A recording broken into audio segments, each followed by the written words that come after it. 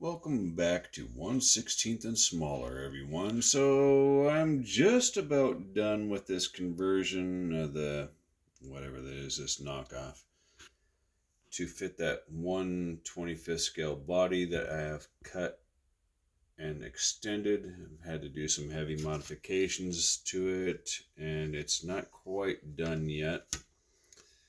Relocated the battery. I'm trying to use as much the original parts as possible so that way anybody else can do the same thing, and then keep the factory rock sliders on there in case I want to put the Jeep body back on. But it's just a matter of really relocating things.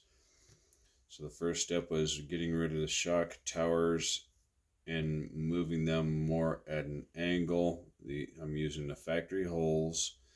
That should give just a little bit more suspension travel as well, and soften it up. Relocated the battery up here, and it doesn't matter. I can tilt the battery tray up at maximum compression, and the servo does not hit, so it's bottoming out on the springs, right? So that we set this to flat and we'll compress it.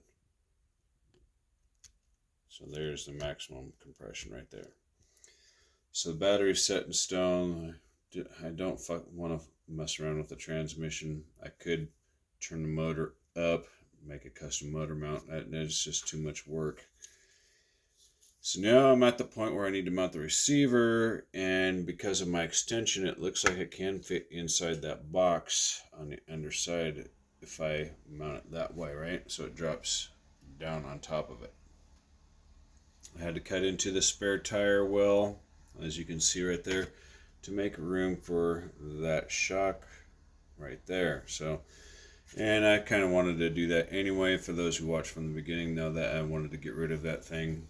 So that's the amount that I needed to cut off, if you see that. So I'm not a big fan of gluing replaceable items, but I think in this particular case I'm going to do that. I'm going to rough up the edges a little bit, apply some super glue or CA glue as some of you call it, and the same on this side, and then I'm going to stick this as close as I can to the motor and then call it one and done. And then that body should slip right over, and as of right now it's friction fitting quite nicely to where it might not even need magnets or anything. As of right now, it's like it was meant to be. It's just taking a little work.